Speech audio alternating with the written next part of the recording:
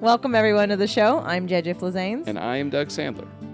And today's topic is going to be about insecurity in relationships.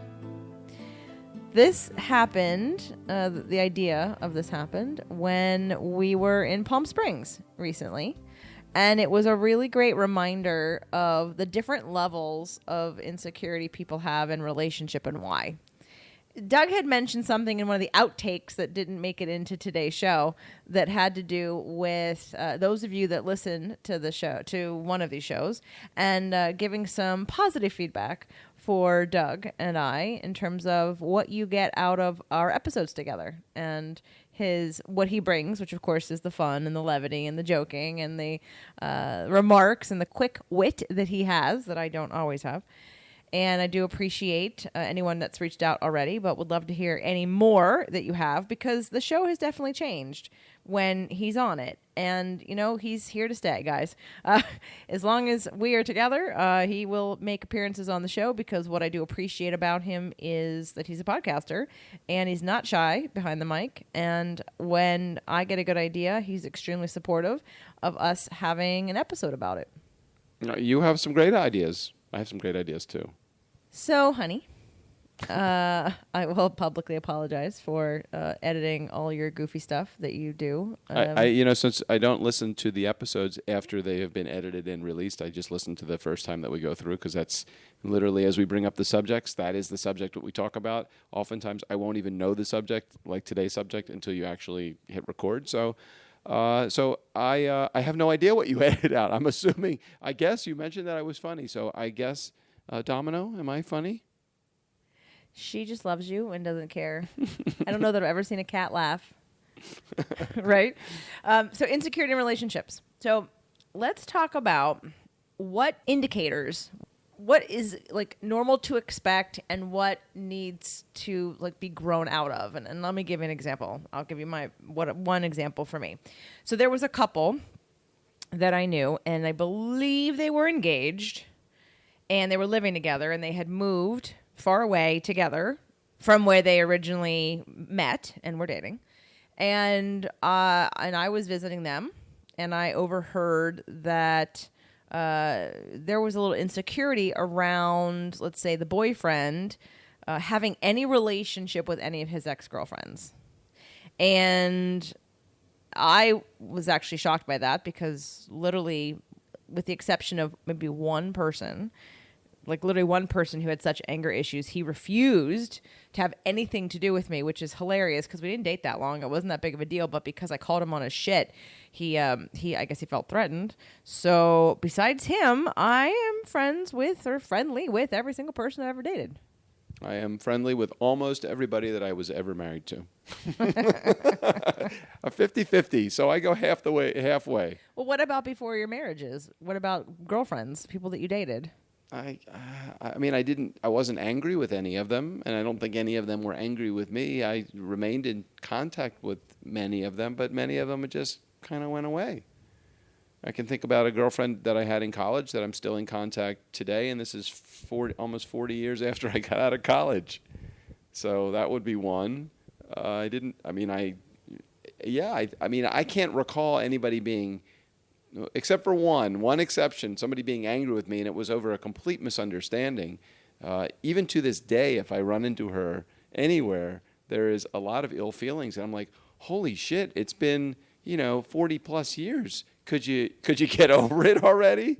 But some people don't get over shit. So I remember that story. I don't remember her name, but I remember the story. Beth. But thank you. I also know that someone that you dated in between dating me, I guess. She's not too happy with you, but didn't you say you saw her? Talking about Donna or somebody? Yeah, Donna? Because you saw her recently. I did. She's not unhappy with me. She just didn't understand why I wouldn't want to, I guess, why I didn't call her again, or we had a good time, but I didn't have as good a time as maybe she did, and I don't even know.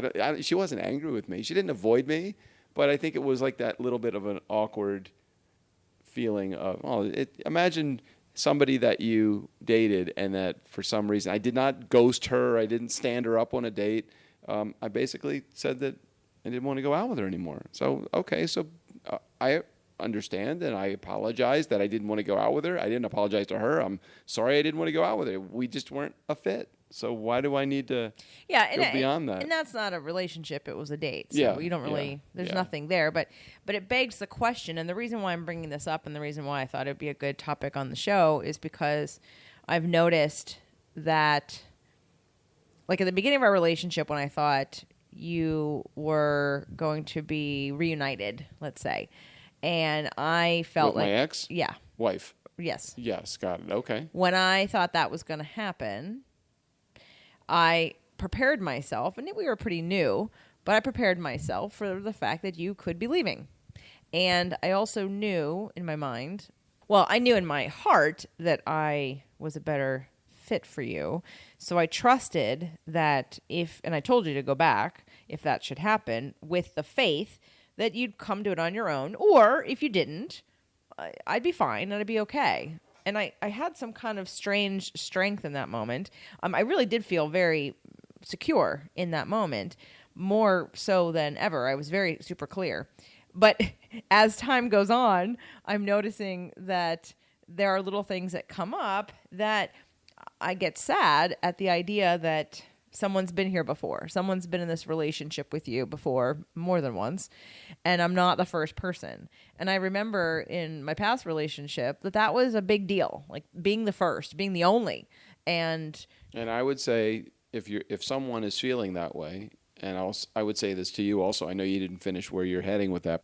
And when I would say, as you are explaining that feeling, I would say at the stage of the game, at this stage of the game, there has been, it's like everything that's going to be invented probably has been words, not like things, but like, okay, so people call people things, people feel certain ways, people go visit.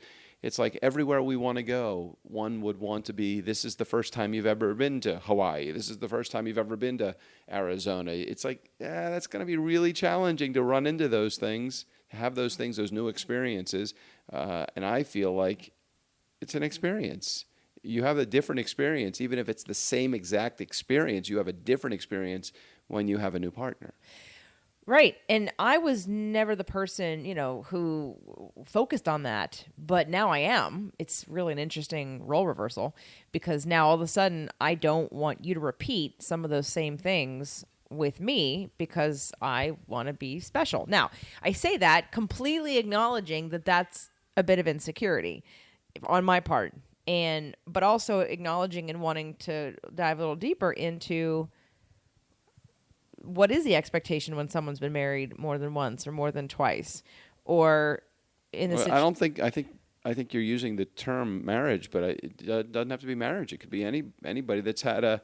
I had a girlfriend in college. Literally, the relationship lasted 4 months, and yet for 20 years, nearly 20 years of my first marriage, if there was any contact with that person, there was always that feeling of insecurity with my wife.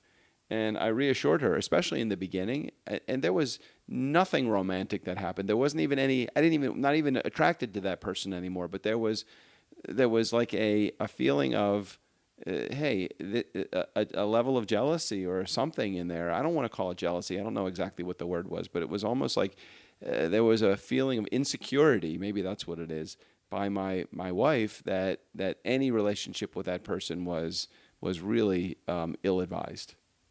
And I could only reassure her. There's nothing more I could do than reassure her. So I'm looking at your situation, and it's just because you're laying it out, and I know a lot of the different parts and pieces. So in your first marriage, your wife was, let's just say, more insecure than you. And in your next marriage, you were more insecure than your wife in terms of the relationship and the need to be reassured and the need to be reminded that, yes, there's nothing to worry about and we're together, and no, of course I'm not attracted to anybody else or interested in anyone else. Yes? No? Yeah. I mean, I think that with my second wife, I think that she did have relationships with some guys that she had dated or seen before. There was nothing I could do about it. Did it make me the happiest person in the world? No, but I didn't want to be that guy that was like Mr. Insecurity, and I was more jealous of a an encounter than I was of a past relationship. At least I knew what I was dealing with a past relationship. There's infinite opportunities or possibilities with a chance encounter. So there's, the insecurity of, am I secure in my relationship? That's one level, and that's not here. I've never felt insecure in our relationship. But then there's the weird insecurity of the pet names and of the habits, and the pet names is one of them. And well, why don't you set up the situation so you don't make it not a mystery, but so you're not keeping that, like, explain the situation so everybody knows. So you have your partner, doesn't even have to be in a marriage, and you call them whatever, honey, dear, honey bunny, lover, anything, whatever the name is. Pookie, boo. Right. Anything. What does it feel like after that relationship is over and that person moves on to another relationship and then uses the same words, same phrase with you? I mean, it begs the question, how many of you would care and how many of you wouldn't care? And I know some people men who wouldn't like it at all. They want to be special. And I know a lot of women who also feel like they want to be special. They want to be different. So my question is, and I'm still working it out, which is why we're having a show about it, is that justified? Is that just insecurity? Or does one deserve to be, given a new name? I think all three of those things. I would say yes. Is there insecurity? Yes, there's definitely insecurity. Is there justification to being called a new name? Sure, if that's what you want. And I think that, we've been involved with each other for, a year and a half now. We live together. I made a move to California from the East Coast to the West Coast because of you, with you, for you, and me. And, when we had this triggered conversation, sitting at a coffee shop in Palm Springs about, I think you were looking at some old photos of mine on Facebook, which I have no problem with you doing. I have no problem with you handing you my phone and saying, look through my phone all you want to. I think that what triggered you was you saw a name on a photo of something that I called her. And if I recall correctly, I said, I don't even remember calling her that. Maybe I wrote it in a photo. Maybe I called her that every day. Doesn't matter. I can't even remember calling her that. When I say those words, I don't even associate her with those words. I only see you. I only associate you with those words. The moment that you saw that word, your initial response to me was, well, you can't call me that anymore. And I'm like, no, you can't take that away from me. You can't take that feeling that away from me when I call you that name. You may not want me to call you that name, but I'm going to protest this. Right? Didn't I say that? I something like that. Yes, I got triggered. And the story goes that it was a memory on Facebook that came up on your phone. Oh, right. That you mentioned. You were flipping around on your phone. I was flipping on my iPad. And then I was like, oh, I want to see it. So then we had to go back and find it because it already came and went. It came and went, right. And so, because I'm secure enough to look at photos and vice versa. And again, I'm just questioning. I'm self-reflecting here on, again, I understood that I was triggered. I understood that's like scarcity. But at some point, again, I know I'm not alone in this, in wanting to. I know you've been married before, and you've been married twice. You have kids, you've had a home, you've had a history, you've got a ton of photos. I'm never going to replace any of that. I don't want to. But it becomes this like, so what's special? What's different? What's new? Everything. And I would say everything is different. My relationship is different. Those words, if your name was Sally and her name was Sally, would I need to come up with a new name for you? You guys both have the name Sally. So it's like in the moment, you're being triggered me because I'm like, you're now about to take away something that is special between us. And had you not seen that photo, then none of this would exist. It's not like you witnessed me calling her that name, or we invited her over for dinner and she's sitting at the dining room table and I call her honey and I call you honey. And it's like, okay, it's funny. I just said that. Every once in a while, I'll go back to Baltimore and I'll have dinner with my ex-wife, my first ex-wife, and my kids. and we'll have dinner, and like she'll just, she'll say, "Hey, could you get me something? Could you get me water, honey?" She'll call me honey, and she's not saying it like from that's all we call each other. That's all we had called each other through our entire marriage. It's like she calls me that more than she calls me my first name. So it's not like she meant it in an endearing way. She was just calling me that because that's just what she... Did she call you that in front of your last wife? Wait, say it again? Did she call you that in front of your last wife? Maybe. I don't even know. Why is that relevant? She'll mistakenly even call me that. She won't even do it purposely. She won't say, okay, I'm about to make somebody jealous, or I'm going to plant my stake or pee on this post here. That's just what she called me. And so what I'm saying to you is you weren't, it's not even like you were witness to that. All you did literally was see a memory of on Facebook, read the caption, and it had whatever that name is that I call you, that I called her. And that is what triggered you. It was as innocent as that. And what kind of set me off is that you planting your stake in the ground saying, don't call me that again. And so I wanted something new. Now I recognize everyone's listening. I was triggered, but I really, like, as fast as I was triggered, and I didn't blow up or cry. And all I said was, well, we're taking that off the table. Like, that is how my trigger went. I felt vulnerable. I felt not special in that moment. I felt like that endearing word, like that you just walk around saying these words and they're not necessarily about the person. They're just the words. Hold on. And so I got triggered, so then I said, well, they're going to take that off the table then. And I'm like, well, just replace it. Okay, but hold on a second. And again, I'm going to say this kind of like bluntly, but I'm going to also say it and we can talk about it. I live in a fucking house that is a shrine to all of the things that you had in a relationship with your ex-husband before. Maybe not in this new house that is our house, but in our last house, I could say, I don't want any of this furniture. I don't want to sit on a sofa that he sat on. I don't want to eat at a table that he has eaten on. I don't want to use a utensil that he has used. I don't want to smell a candle that was lit. I don't want to see a picture that he was in. I don't want to see anything. Did I ever say that? No, and I appreciated that because actually that has happened before to me multiple times with relationships where it's the guy who wants me to clear out all the stuff from the previous guy because they want to own the land. Okay, and I'm going to say, as impractical as that is, it's impractical to ask someone to change the way that they verbalize things. Now, I wouldn't, if I called you her first name, that would be a whole different story.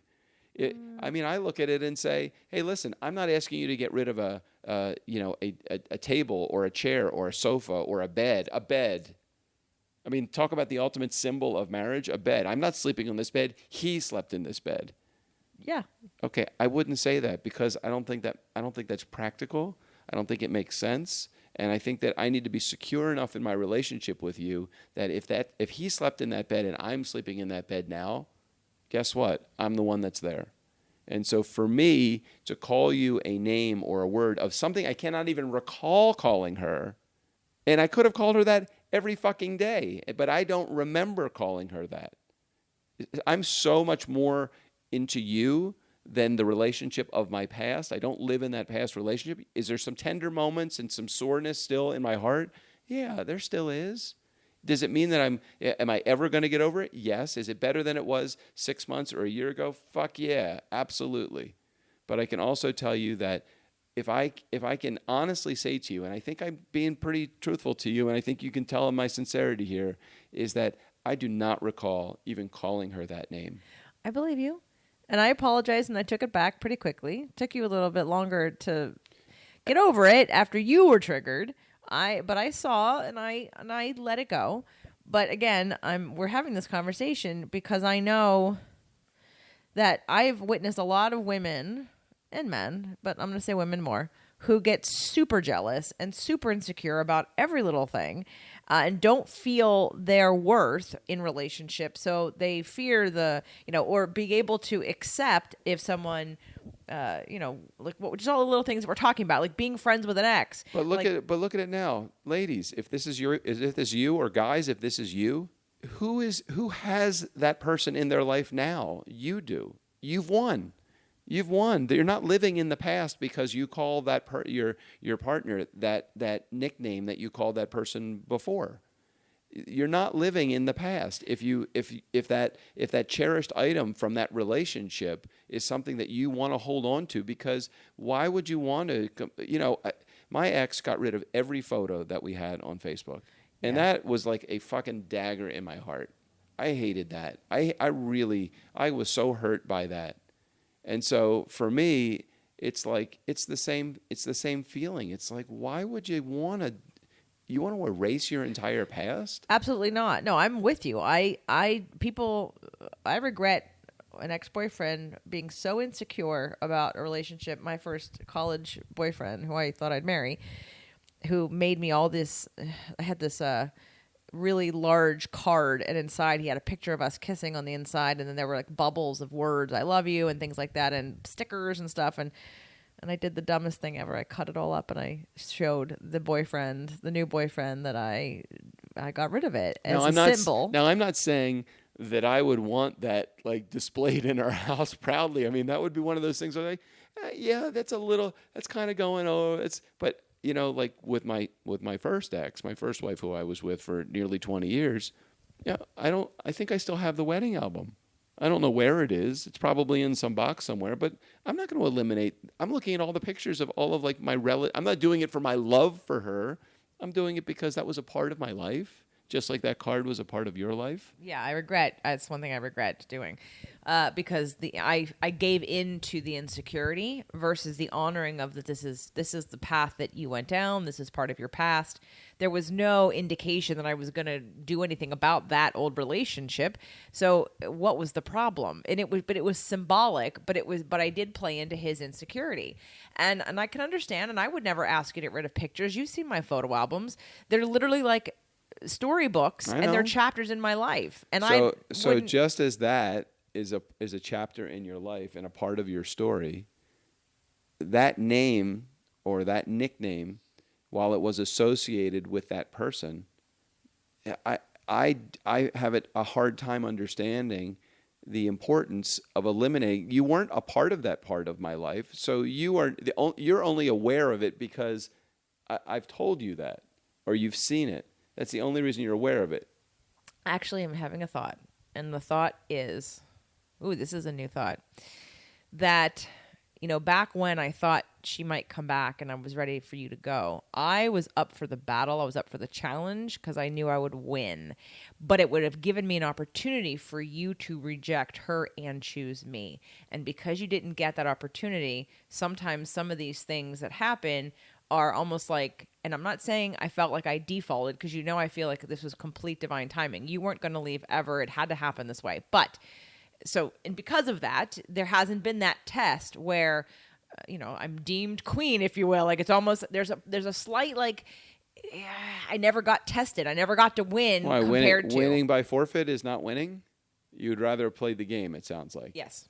Okay, so I don't know why the label has anything to do with that. I still think that had you won, because she came back into my life and I decided to go back and then discovered that you were the only true person in my life that really is for me, and that's the person I should be with, you. Even if that was the case, I don't see how that would make a difference in this particular case. We can't go back and relive that. But how would that have any effect on the name that we called each other? I don't know. You're the one whose words of affirmation, but I guess there's something with me, and not like, I don't call you anything that I've called anyone else. So I guess it's I'm choosing consciously to give you something special and different, because there aren't too many things at this point in both of our lives that we're going to do together as a couple that's new, because we've already done them with past marriages. So I'm looking for the little things that become ours and only ours, because, that's why I don't know if I'm not saying that I'm not trying to be sensitive to that. I understand what you're saying. I respectfully don't. I'm not a member of that camp. So, this is one of those things that I feel like this is something that you need to work out. And I think that I'm not saying that in a negative way about you, but I mean, worked it out. there's everything these are words, and it's like I look at this and think of all the things. I mean, you're so strong in so many things, and I just didn't understand why this was even an issue for you, because there are so many things. Like, you don't care what people think about you, and you don't care about so many other, especially when it comes to words. I feel like you're a rock, and when that occurred, I'm like, what? I feel like you're the stronger one of the two of us, and I didn't understand. Yeah, and I got triggered by you getting triggered. I got sensitive because of your sensitivity. So I'm like, no, you can't take that away from me. I'm not letting you. This isn't a negotiation. All of this time that we've spent together, I've called you this. I don't even remember calling her that. So for me, it was more of a, no, you're not taking that away, because now every time I say that word, moving forward, it's going to be like, I will want to call you that, and I'll have to take that out of my life. And why is that fair to me? I understand. And that's why when I got that, I believed you, your sincerity of that you don't even remember calling her that. Now, had you said, oh yeah, I called her that, I would have said, well, can I be different? Can I not be the same? Can we use a different word? You are so different. No, I know. But even if I remembered it, we're at a point now, it's almost like the statute of limitations has worn out on that word. I haven't called her that word. I haven't communicated with her. Everyone's probably wondering what word we're talking about. So it's the phrases baby love. And I've never, like, all the things we call each other, I've never called anybody else. And I made a point to not want to repeat any of those words, because I personally wanted to respect you, a new person in my life, to have a new word, a new title, a new pet name. And what I would say to you is that how would I know if the word that you were calling me was the same word that you used, that you called your ex-husband? Only you would know that, and only you would have the insecurity or the whatever you need, the emotion behind that word. And you call me that word long enough, it's going to be my word. Okay.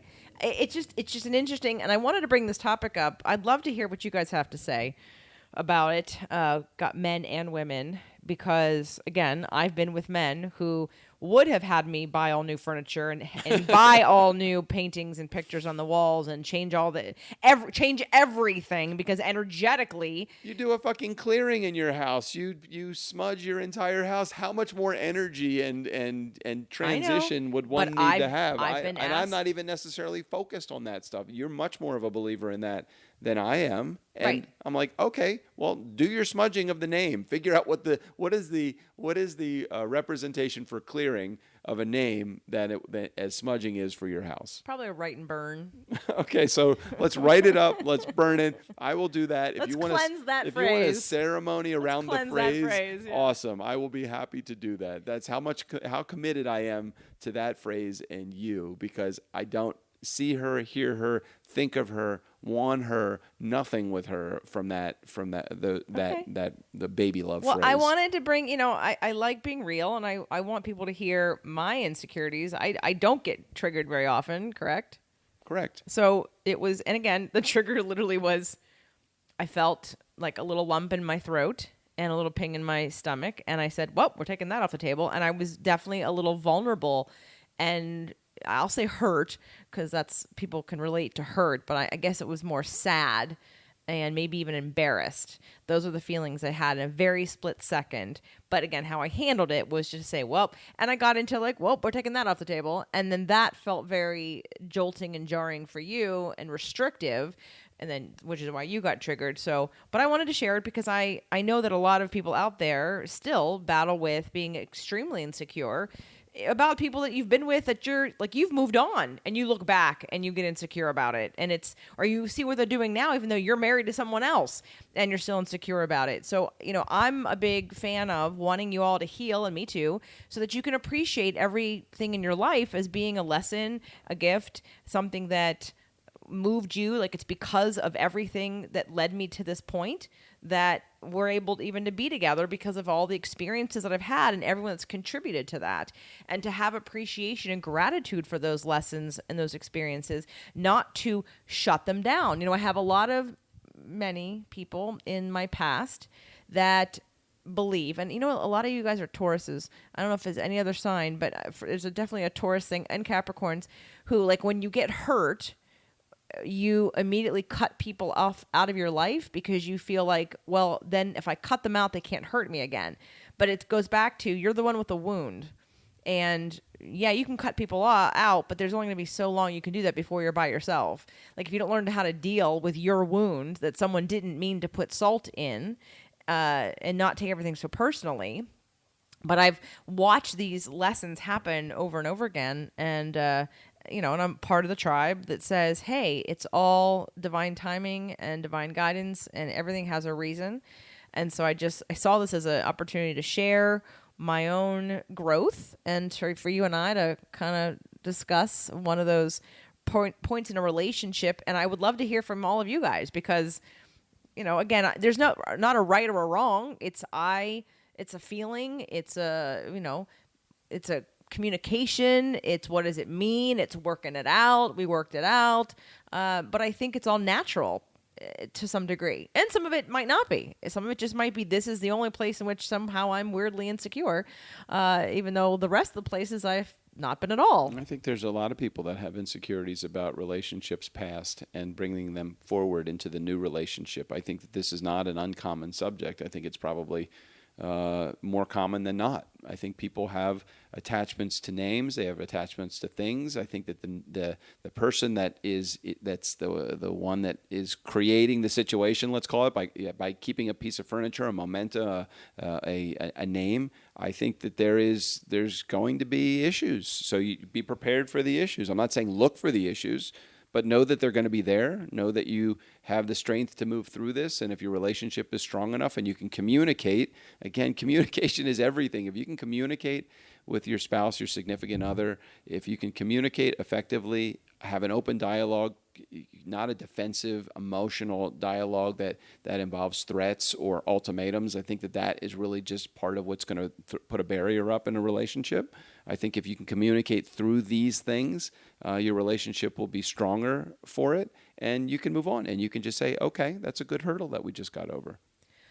So if you're wondering, well, how do I do that? How do I communicate? If we can't, I will be putting together, there's a part in all of my in-person workshops that I do, and we've talked about it multiple times. It's nonviolent communication. It's the anatomy of emotion. It's three ways for effective communication. Anyway, I'm putting a program together because I do it at every event. It's needed at every event. It's needed so often because it's really profound work. And when you can get that down, it makes taking ownership of your beliefs and your feelings and your reactions and your interpretations a lot easier.